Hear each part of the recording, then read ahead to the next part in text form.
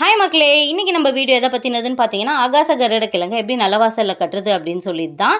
நான் இதை வந்து 2-3 நாட்டு மருந்து கடையில் போய் விசாரித்தேன். எனக்கு இங்கே கிடைக்கல. அதனால நான் வந்து அமேசானில் ஆர்டர் போட்டு இந்த மாதிரி எனக்கு ஒரு பாக்கெட்டில் 3 கிழங்கு வந்தது.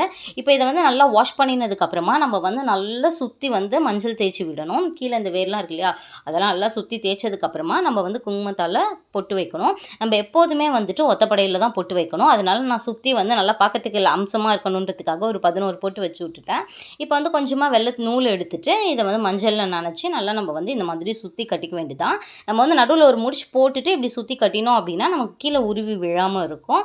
இதை வந்து பார்த்திங்கன்னா செவ்வாய், வெள்ளி, அமாவாசை அன்னைக்கு நல்ல நேரம் பார்த்துட்டு நம்ம நல்லையில் போய் கட்டணும். இது எதுக்காக கட்டணும் அப்படிங்கிறத நான் பின்னாடி டெக்ஸ்ட் ஃபார்மேட்டில் வந்து கொடுத்துருக்கேன். இப்போ படித்து பாருங்கள். நம்ம வந்து வீட்டில் சாம்பிராணி போடுவோம் இல்லையா, அப்போ இதுக்கும் சேர்த்து சாம்பிராணி போட்டோம் அப்படின்னா ரொம்பவே நல்லது. கண்டிப்பாக இந்த வீடியோ உங்களுக்கு யூஸ்ஃபுல்லாக இருக்கும்னு நினைக்கிறேன். தேங்க்ஸ் ஃபார் வாட்சிங்.